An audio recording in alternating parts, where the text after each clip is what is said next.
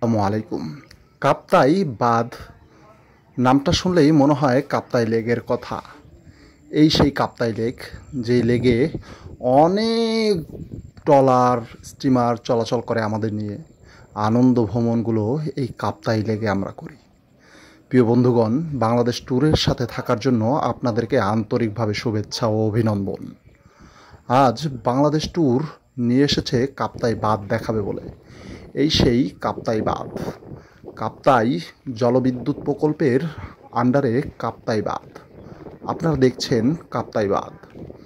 ওই যে যেই সাদা ইটা দেখা যায়, ওইটা হলো জলপ্রপাতের স্থান, 1 নাম্বার বাঁধ, কাপ্তাই বাঁধ।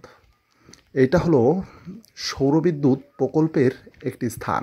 বাঁধের নিচেই সৌরবিদ্যুতের একটি বড় প্রকল্প করেছেন কাপ্তাই জেলা প্রশাসক। আপনারা দেখতে পাচ্ছেন কত বড় একটি সৌরবিদ্যুৎ প্রকল্প। সামনে রয়েছে বিজিবি চেকপোস্ট, আনসার চেকপোস্ট, তারপরে রয়েছে ওই বাঁধটি। আমরা সবাই মিলে আজ ঘুরে আসব কাপ্তাই বাঁধ থেকে। আমরা আস্তে আস্তে যাচ্ছি এগিয়ে কাপ্তাই বাঁধের দিকে। জলবিদ্যুৎ প্রকল্পের একটি অন্যতম নিদর্শন এই কাপ্তাই বাঁধ। দেখুন কাপ্তাই বাঁধটি কত সুন্দর, কত সুন্দর স্থানে, কত সুন্দর কাপ্তাই বাঁধ। এটার নিচে অনেক সুন্দর জলপ্রপাত রয়েছে। অনেক সময় পানি বেড়ে যায়, যে পানি বাড়ার কারণে কাপ্তাই বাঁধটা ছেড়ে দেওয়া হয়। এই পাশে পুরোটাই কাপ্তাই লেক হিসেবে পরিচিত। এই কাপ্তাই লেকের অনেক বড় বড় মাছ শিকার করা হয়।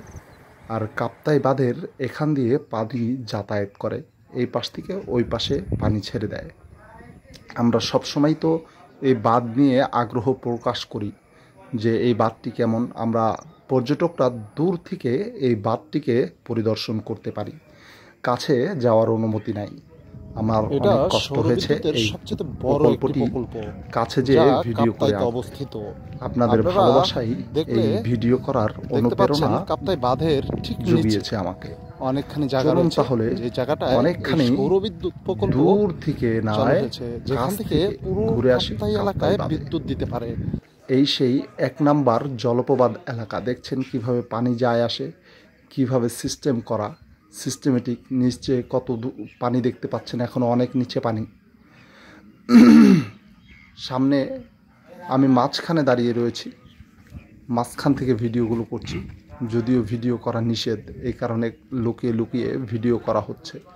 আপনারা দেখতে পাচ্ছেন ওইখান থেকে শুরু করে পূর্ব দিকে পুরোটাই কাপ্তাই জলপ্রপাত এলাকা। এটা আমরা অনেক দূর থেকে পরিদর্শন করতে পারি, কাছে আসার অনুমতি নাই আমাদের।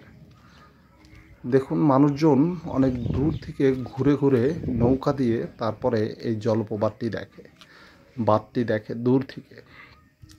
এইখানেকার বাঁধ অনেক সুন্দর, এবং এই প্রথম আমি এসেছি। কিভাবে কত মোটা দেখতে পাচ্ছেন, এই পাশ থেকে এই পাশে পানি ছাড়া হয়।